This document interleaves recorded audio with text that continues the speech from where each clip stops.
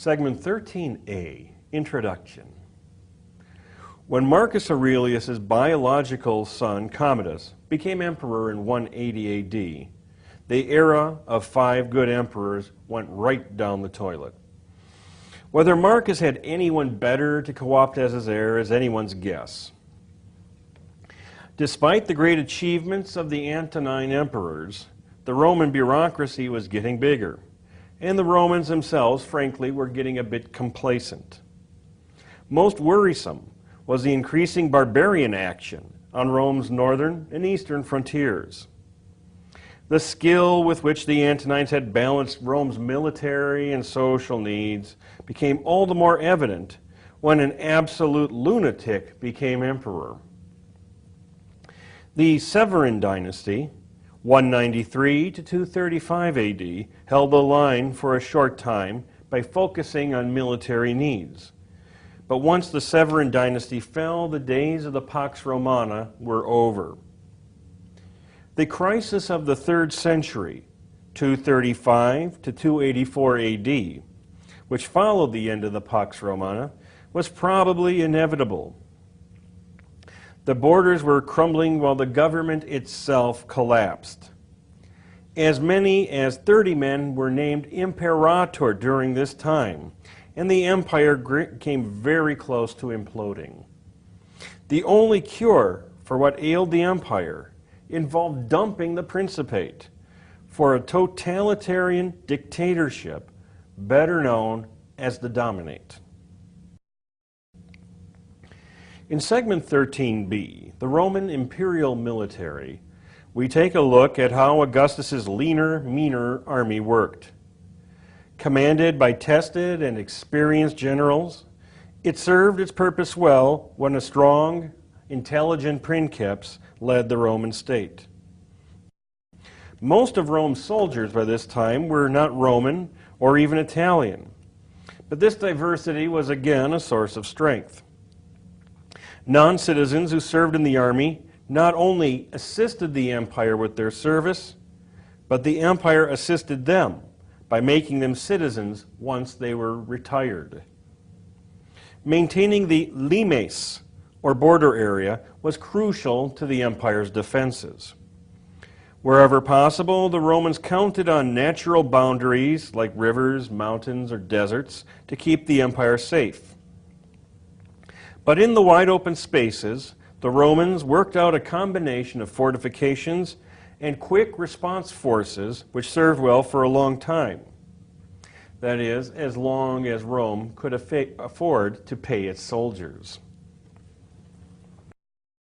In segment 13C, crisis of the 3rd century AD, basically everything goes wrong.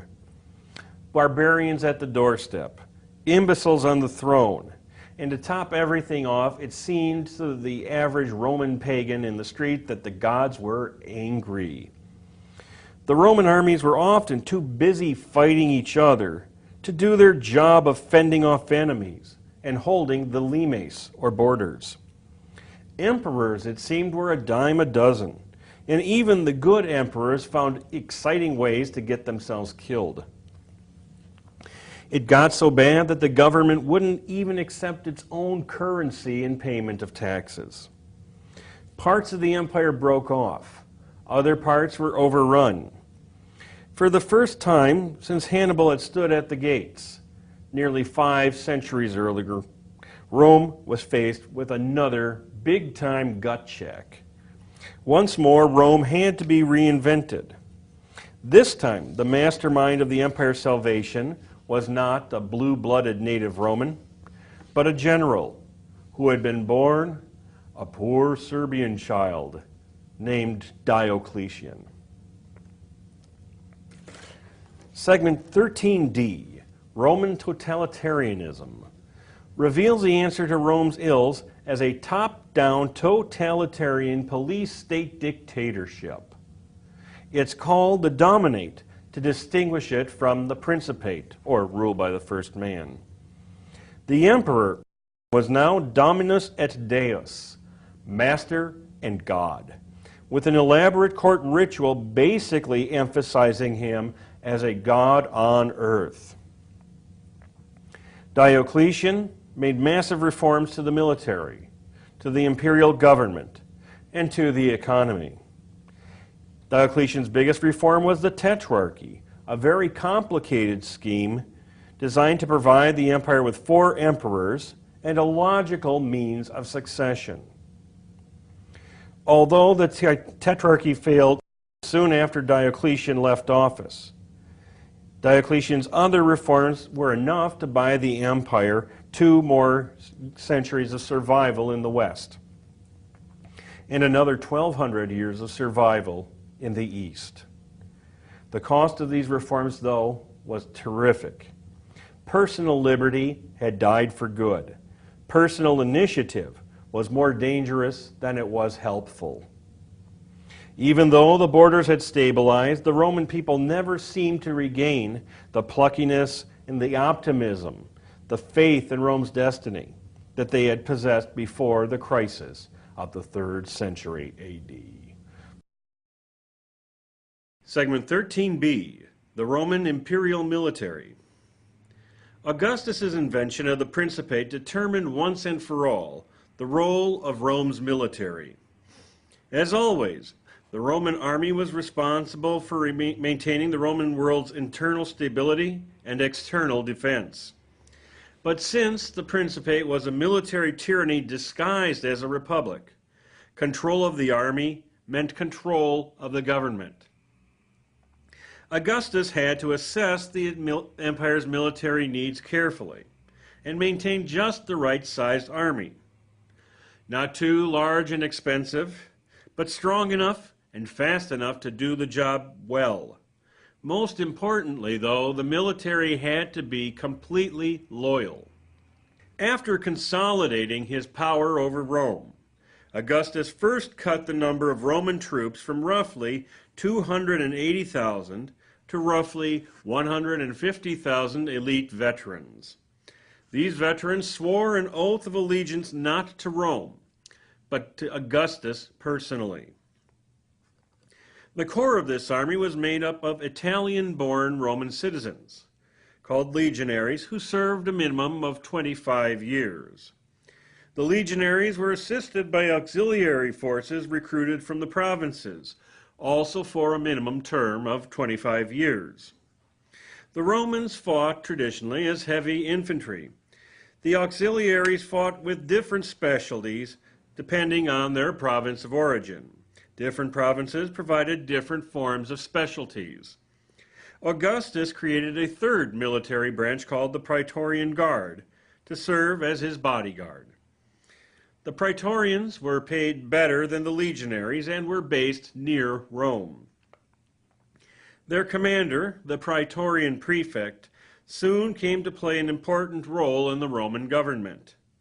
Tiberius built a barracks for the Praetorians just outside of Rome to make sure that he would have access to them and they to him. As it turned out, the Praetorians had a little too much access to Tiberius. He was murdered by the Praetorian prefect Macro in 37 AD. Clearly, the Roman army's loyalty had to be earned on a continual basis. Up through the time of the good emperors, the Roman army's loyalty was a near constant. The legionaries were Roman citizens who had volunteered to serve. They received, after their 25 years were up, either land or a sizable bonus. Auxiliary soldiers received only 1/3 of a legionary's pay, but on finishing their service they became Roman citizens. The sons of auxiliaries could and often did serve as legionaries. Again, the old Roman stock was revitalized by diverse peoples from around the empire. Granted, the chances of living towards retirement were about 50%, but still the Roman army was an honored profession and a great place to start. In the field, the Roman legions were usually commanded by capable, reliable ex-consuls personally suggested by the princeps. When the Roman Empire was well led, the legions stayed loyal to the princeps. Nero's disastrous reign showed that poorly treated legions could and would revolt. But the year of 4 emperors was an anomaly. The underpinning of the Pax Romana was a strong, well-led, and well-paid military, personally controlled by the princeps himself. Change for the worse was on the horizon. The Roman Empire had pretty much reached its natural boundaries under Marcus Aurelius, 161 to 180 AD. The client states destined to become Roman had been added to the empire. Offensive operations were pretty much through, but the Roman Empire's needs increased. The Romans attacked only against raiding tribes or to find a more favorable place to construct fortifications, and the big task now was to keep the barbarians out.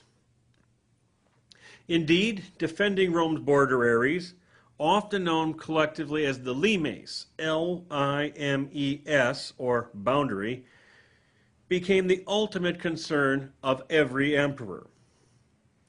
Sometimes incorrectly understood as a series of walls, the nature of the limes depended on the nature of the area itself. Where natural boundaries were available, like the Euphrates River, Rhine River, or the Sahara Desert, the Romans were happy to use the natural boundaries. Where natural boundaries were not available, the limes contained a series, if not always a line, of fortifications. These were built more to keep watch on the border than to defend it. Nearby would be a Roman legionary base, a castrum, or an auxiliary camp, castellum. The first Roman patrol or watchtower garrison to detect a barbarian attack might be defeated, but a suitable force of Romans, usually auxiliaries, could quickly come up to defeat the attackers when needed. The legionaries themselves didn't even have to fight most of the time. But when the legionaries did fight, at least up through the crisis of the 3rd century BC, they were all but invincible. Maintaining the limes required an ever larger military establishment. By Marcus Aurelius's time, the Roman army may have numbered as many as 400,000 men, divided roughly half and half between Roman legionaries and foreign auxiliaries. The majority of soldiers were now recruited from the lower classes in the less Romanized provinces, usually where the legions themselves were stationed. While these new auxiliaries fought well enough, their loyalty to the Roman army was a bit questionable. To them, Rome was a faraway city filled with strange people speaking a foreign language. They no doubt participated in the imperial emperor cult, but they had a much keener sense of their general, their commander's imperium. They no doubt fought under Roman eagle standards, but their hearts were in their native provinces where they served, and not in Italy. If a given army's commander declared himself imperator and made play for control of the whole empire, these soldiers were often quite happy to fight for their general's behalf. On some instances, the armies themselves declared their generals to be imperator. In these cases, the unfortunate general had the choice between leading his troops against the empire or death. As we'll see, this recurrence of the old client army phenomenon would become a recipe for disaster in the 3rd century AD. Later on, during the Dominate, another system of troops called the limitanei and the comitatenses was set up along the limes. The limitanei were lightly armed troops who lived almost on the border and were meant to take the brunt of the barbarian attacks which became more and more frequent as time went on. The comitatenses were the heavily armed striking force based in nearby cities, analogous to the old Roman legions. Both forces fought hard to protect the borders, but the morale of the limitanei, the border troops, was mostly critical. Like the Roman citizen soldiers of the Republic's glory days, they fought for their lives against dangerous neighbors. But unlike the old citizen soldiers, the Limitani had no stake in the Roman government and no chance of advancing themselves through hard work.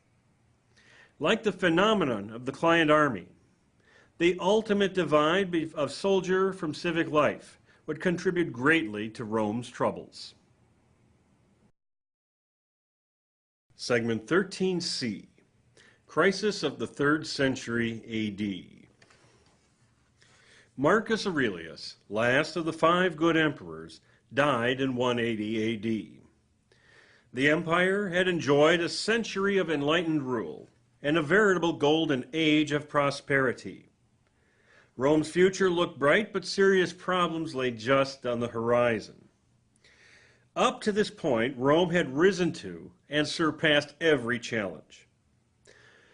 Whether the trouble came from Etruscans or from rampaging client armies, from Asian terrorism or a broken-down republic, Rome always found an answer. But Rome would be hard-pressed to find solutions for the problems of the 3rd century A.D. The Roman economy had essentially come to a halt. Agriculture had reached the point of diminishing returns. Science could not bring the tired farmland back to life, and the army could not conquer anymore. The concentration of wealth had moved into the hands of a few, and even these wealthy few were feeling overtaxed by the government's demands.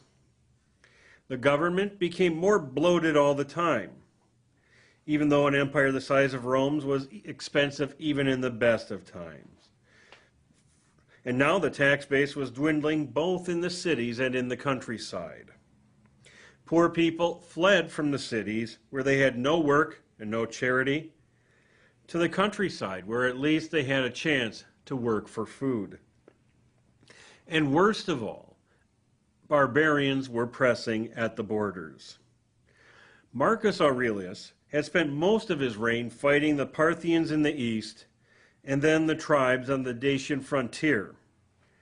More invaders were on the way. The Parthian Empire itself had frittered out, only to be replaced around 220 A.D. by the stronger and more aggressive Sassanid Persian Empire. Out in the western half of the empire, Britain once more became a flashpoint. Commodus's accession to the throne made things even worse. It was the one serious blot on Marcus Aurelius's record. But even if Commodus had been a clone of his father, or the second coming of Augustus, he wouldn't have made much headway against the problems Rome had. As it was, Commodus was one of the top 5 lunatics to rule the Roman Empire, which is no small achievement. A conspiracy put Commodus out of Rome's misery in 192 A.D. It was helped by the Praetorian prefect. Once again, Rome's future was up in the air. The Roman Senate was in no shape to restore the Republic. Instead, the Praetorian Guard actually auctioned off the empire, more precisely promise of the Praetorian Guard support, to the idiot who bid the most money. This particular idiot was a deluded soul named Didius Julianus, whose reign lasted mere days. At once, a ferocious 3-cornered civil war broke out, the first in more than a century. In Britain, the general Clodius Albinus was declared imperator by his legions. The legions of Syria declared their general Pescennius Niger as imperator. From the Danube frontier came the forces of the third wannabe imperator and eventual winner, Septimius Severus, 193 to 211 AD. As a soldier, Severus naturally saw Rome's greatest problem as the empire's physical security. Social concerns suffered accordingly. No longer did the emperor see his job as maintaining the salus generis humani, or well-being of the human race. Severus had his hands full, first stomping out Clodius and Niger, and then maintaining the borders. Severus's major contributions were hiking the soldiers' pay and getting more lawyers to run the huge imperial bureaucracy. The Severan dynasty, which he founded, survived him for just about 2 decades, and was better known for its weak males and domineering females than anything else. But at least it maintained the frontiers. When Alexander Severus was murdered by the Praetorian Guard in 235 AD, Rome entered the crisis of the 3rd century. The telltale sign of the crisis of the 3rd century AD was the 30-odd emperors, and some were odd indeed, who claimed the imperator in the half-century before 284, when the Emperor Diocletian restored order for good. Some of these emperors held office 2, 3 at a time. Some of these emperors stunk. Some were actually promising. Most had risen from humble peasant status up to the rank of general and been proclaimed as imperator by their soldiers. And again, when the soldiers proclaimed a man imperator, he had 2 choices: revolution or death. As the Roman generals fought with each other, the Roman frontiers crumbled in all directions. From the north, Gothic tribes invaded Gaul, Spain, and even Italy itself. In the east, the Persians conquered Mesopotamia and Syria. Since the Roman armies in the areas were too weak to do anything about the invaders, the Emperor de Jeu resorted to buying the barbarians off. Sometimes Roman provincial leaders seceded from the Roman Empire, as did Postumus in Gaul, or they even established their own empire, as Odenathus and Zenobia did on the fringes of western Syria. At the same time, plague swept wide areas of the empire, bringing starvation and economic chaos along with it. This made paying the soldiers and buying off the invaders even more problematic, and the economy continued its nosedive. The very richest Romans in the cities dodged their fair share by purchasing tax exemptions, which helped the government in the short run, but destroyed it in the long run. Other new sources of revenue included debasing the coinage, which caused inflation so bad that the government would not accept its own Roman money in payment of Roman taxes. This in turn made the tax burden fall even harder on those who could afford it least. What monies the cities could keep for themselves after paying the central government went for walls and fortifications, not social services. Life in the countryside became worse, as invaders roamed the frontier regions almost at will, and marauders joined them in their roamings. Oddly, the luckiest peasants were those who worked on a latifundium-style farm. Even though they were little better than human farm machinery, at least their employers, that is to say their masters, could afford to protect them from the brigands. This crisis of the 3rd century AD was a bigger gut check for Rome than Hannibal had ever caused. Rome had never been in such dire straits. Some emperors won quick popularity by persecuting the Christian church, which was growing by leaps and bounds in these troubled times. The Christians were blamed for wrecking the Pax Deorum, and the emperors made use of it. Otherwise capable emperors like Valerian, 253 to 260, and Aurelian, 270 to 275, got control of the state only to lose their lives in stupid attempts to take out the Persians. Aurelian was murdered on his way out to fight them, and he got off lightly compared to Valerian. Valerian was taken alive by the Persian Emperor Shapur I. Supposedly, Valerian lived out his days as Shapur's personal footstool, although this could well be an urban legend spread by the Christians, whom Valerian very eagerly persecuted. Regardless of its truth, this footstool anecdote provides a very vivid image of how far Rome's prestige had fallen. No Roman would ever have dared whisper a story like this about Augustus, or Vespasian, or Trajan, or even Septimius Severus. More in one moment. Segment 13D, Roman Totalitarianism. Plagued by civil war, famine, and economic chaos, the Roman Empire was barely hanging on. Slowly the frontiers stabilized, more from lack of outside pressure than from anything the Romans did right. Stronger emperors like Aurelian, 270 to 275 AD, were able to suppress rebellions in Gaul and Syria. Yet the Principate, like the Republic 3 centuries earlier, was basically broken. The Roman Empire was too large, its frontiers too long to be ruled effectively. The government had no time for nice old Republican customs like Senate meetings and annual elections. Citizenship was likewise a thing of the past.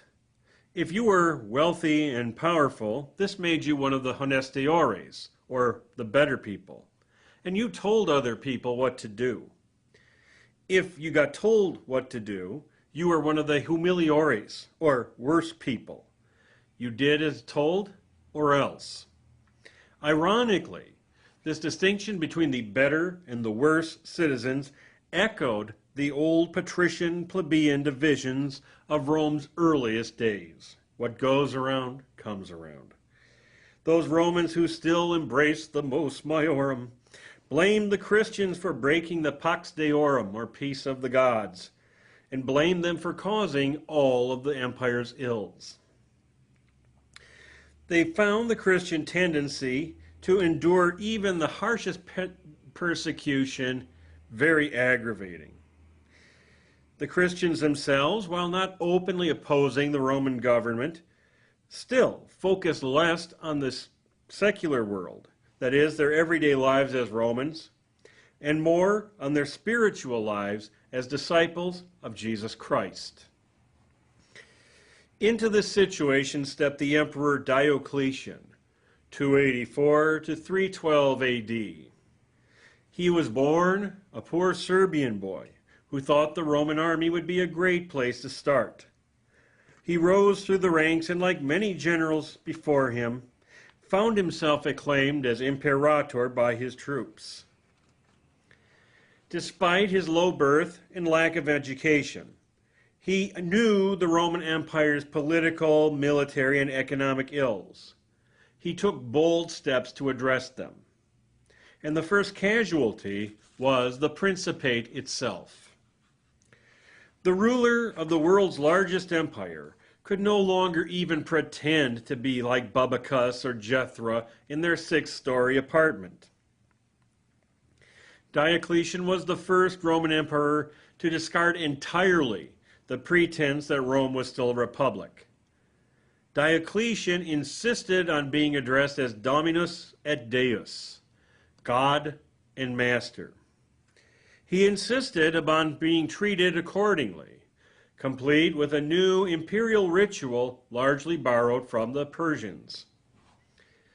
3 centuries earlier, Augustus would welcome common Romans to his humble house on the Palatine, dressed in clothes handmade by his wife Livia. But those were different times.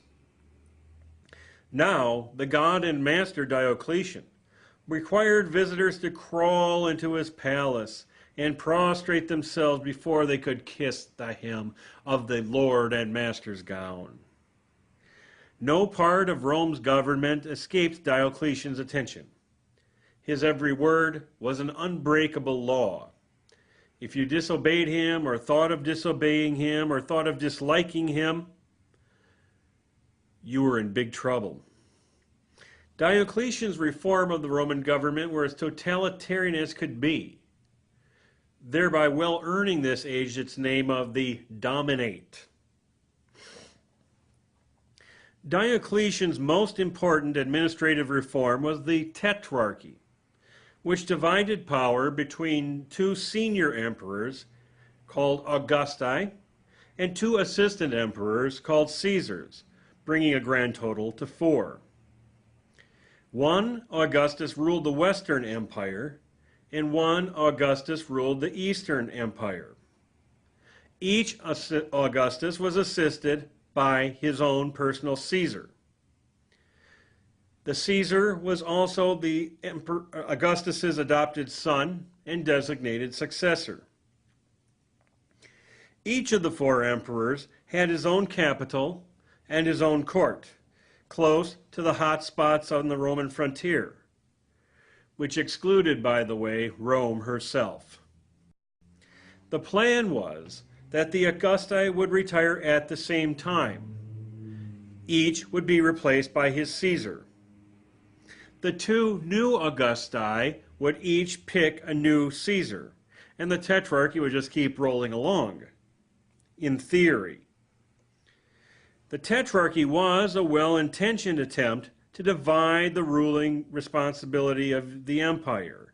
It was an attempt to ensure the succession of qualified emperors. As long as Diocletian himself was one of the Augusti, it worked well. But the plan was far too complicated to survive his retirement. The Tetrarchy's only lasting effect was foreshadowing the ultimate division of the Roman world into Eastern and Western empires. Finally, Diocletian wanted the economy to support his approach to government. He first tried to reform currency, and that didn't work. He next fixed wages and prices on pain of death. This also failed. Finally, he wound up taxing the masses in labor, in money, and by taking their possessions. Landowners and tradesmen were obliged to stay in their livelihoods, so they could not escape their share of the tax burden.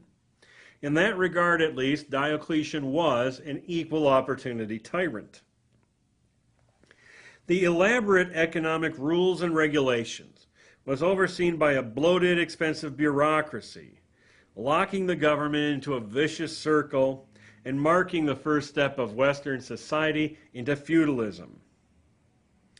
The bureaucracy also was responsible for governing the dioceses, each of which was made up of several provinces. Instead of letting the major cities of a region rule the surrounding countryside, everybody was responsible to the diocesan vicar appointed by Diocletian. Needless to say, this vicar put his God and master's best interests ahead, regardless of what it meant for Rome or the Roman people.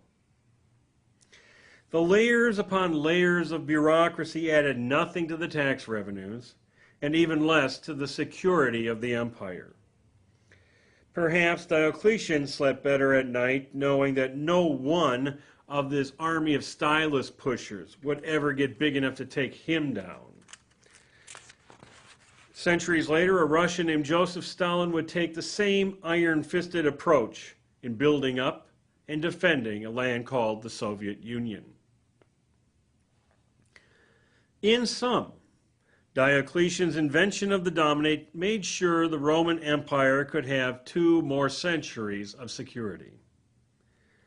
But Rome's temporary internal and external stability came at a painful price. For rich and poor alike, personal initiative was now pointless, only adding to the residual sense of despair or malaise from the crisis of the 3rd century. The once vibrant cities of the empire were now ghost towns.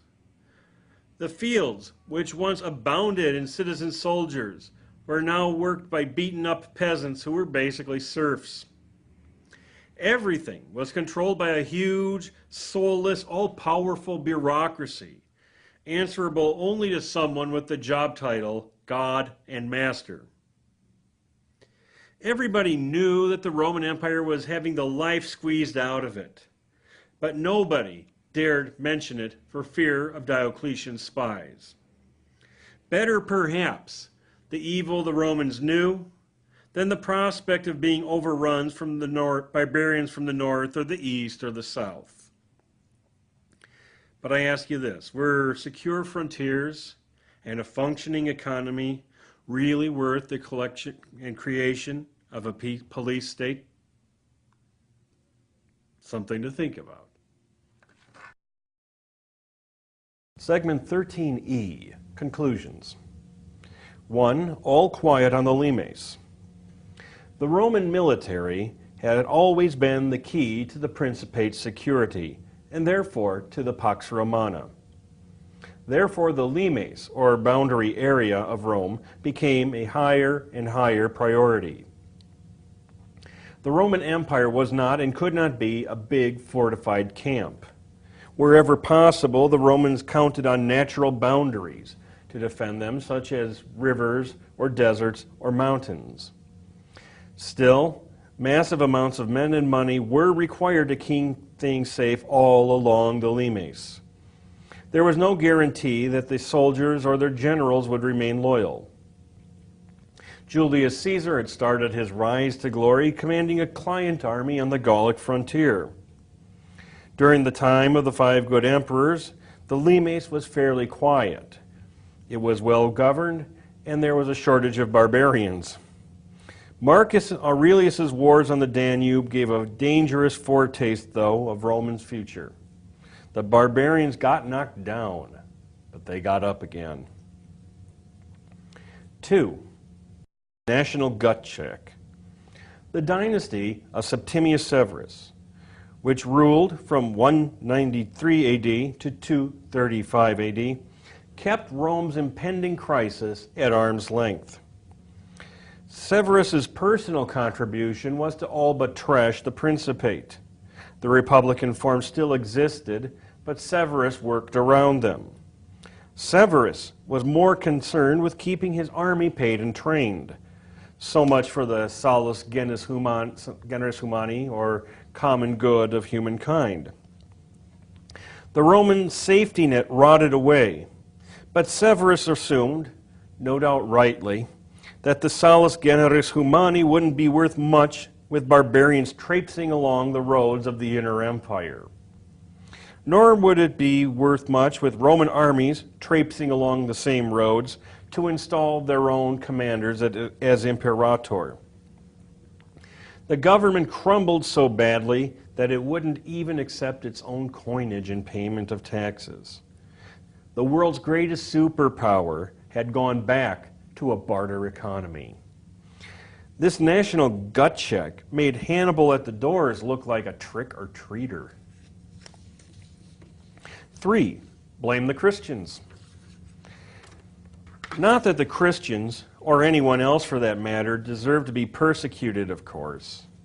But in times as wretched as those, during the crisis of the 3rd century AD, it was almost understandable. As the second coming of Jesus Christ seemed less and less imminent, the Christians had to organize their faith or else. But the Christian message itself never did change. The current world, the secular world, with its Caesars and its civil wars, was only passing, a rehearsal for the eternal heavenly life to come in the future following the second coming. Not only was this message especially attractive in especially difficult times, the Christian church actually had a very good track record for meeting the physical needs of the less fortunate among them. Consequently, the Christian church provoked 2 drastically different reactions during these times. Either wholehearted acceptance, sign me up, or desperate fury at this offense against the mos maiorum and the Roman gods. 4. Cult of personality. The cult of the emperor's personality had always been a crucial part of the Principate. The princeps was worshipped as a god in the eastern parts of the empire, and he was a subject of much great poetry and art devoted to his wonderful nature. But the good old Mos Maiorum would never have accepted, in Augustus's time, a princeps who called himself a living god among the Romans. Yet, the crisis of the 3rd century had so crippled the Roman world that the elaborate pretenses of the Principate were no longer necessary.